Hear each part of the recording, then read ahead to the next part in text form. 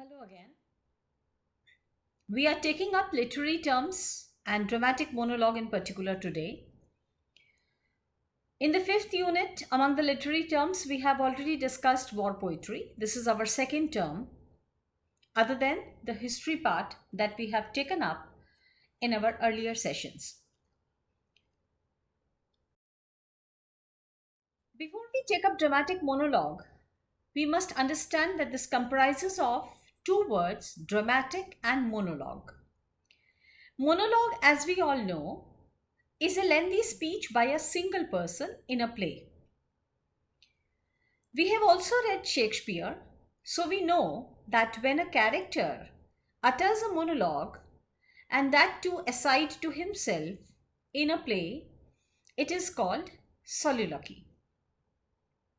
Now, coming to dramatic monologue, when we say that dramatic monologue is a type of lyric poem, we mean to say that it is a type of poem which is half poem and half drama. We can say this, in which there are characters, fictional or historical characters, which serve the purpose of taking the thought of the poet across to the audiences. And in particular, when we take up dramatic monologue, and when we look up at our syllabus, we know that Robert Browning, he has been considered to be one of the pioneers or a very important name who made this form, dramatic monologue, his own and perfected it by incorporating the features of dramatic monologue in his poems. So, dramatic monologue is a poem, lyric poem, which has the following features. Number one, when a single person utters the speech in a specific situation, this single person is not the poet. He only utters the words or speech presented in the entire poem in a very specific situation. Secondly, this person, or we can say that this is the important character of the poem, or he might be a protagonist also, he addresses and interacts with one or more other people. That is, when he is talking, the readers are aware of the presence of an audience and also their reactions. Thirdly, the main principle controlling the poet's choice enhances the interest, or rather, its interest or monologue's interest, because the monologue is organized in such a way that its focus is on the temperament of the character. And during the course of his address, the speaker or the person who is uttering the speech, he unintentionally sometimes reveals what is going in his mind. So, in a way, we can say that this form of poetry or dramatic monologue, it aims at giving us a insight or an insight into the speaker's mind. So it deals with the psychoanalysis of the protagonist. The poem reveals the mind of the character. Now, this poem, as we talked earlier, this is in this poem, the persona is not to be identified with the poet, because the speaker, the persona, is the speaker, and we also talked that they are assumed listener, and also that the speaker addresses the poem to someone who doesn't intervene at the level of speech. Now, the personality of this character, or the mind of the character or the protagonist, which is revealed through the during the course of his speech or during the process of his revelation, this feature distinguishes the dramatic monologue from a lyric, because we always know that in a drama, the personality or the character of the protagonist or the character is revealed through his own speech.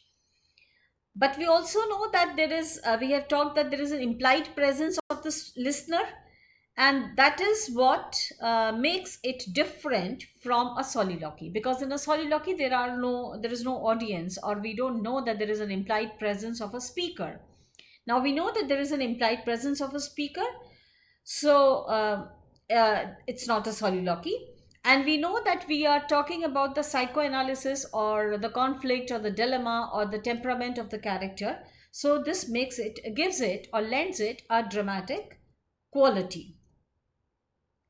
Now, some of the very famous examples of dramatic monologues in literature that we all must go through and read. Of course, some of them we will be reading while taking up the poetry section in our syllabus.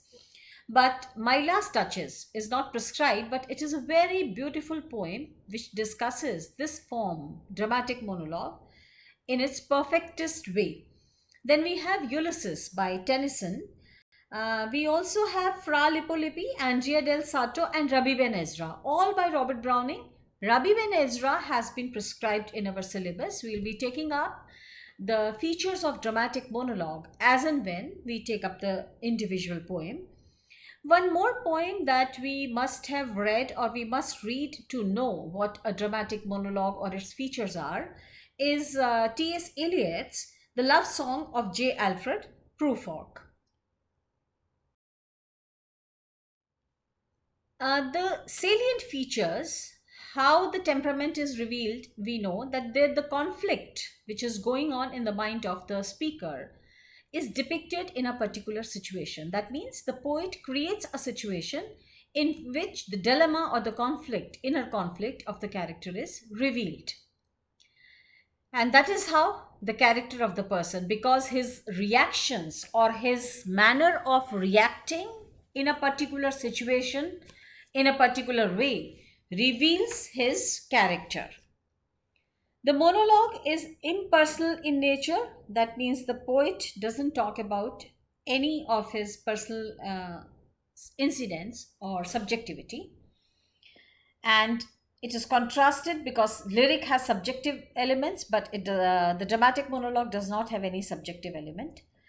One more feature which makes this form very interesting to read is the tightness of the structure. The poem is written in such a way that it provides it a dramatic quality. It moves in such a way that we always believe that there are audience, there is spectators, readers who are listening, who are not intervening directly, but their presence is lended or is known to us by the tightness of the structure.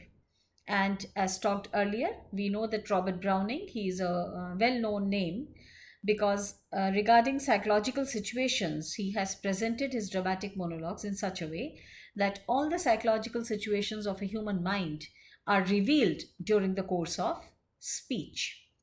And last but not the least, the focus on self revelation is something which is very important, and this is what distinguishes the dramatic monologue from a dramatic lyric. And that is why, as we said in the beginning, that it is half poetry and half drama, because it's a lyric also, and it has features of drama. So focus on self revelation is one essential feature of a dramatic monologue that distinguishes it from dramatic lyric. Now, in our next session, we will take up sprung rhythm and inscape and in-stress, the two concepts which were given by G.M. Hopkins. Thank you.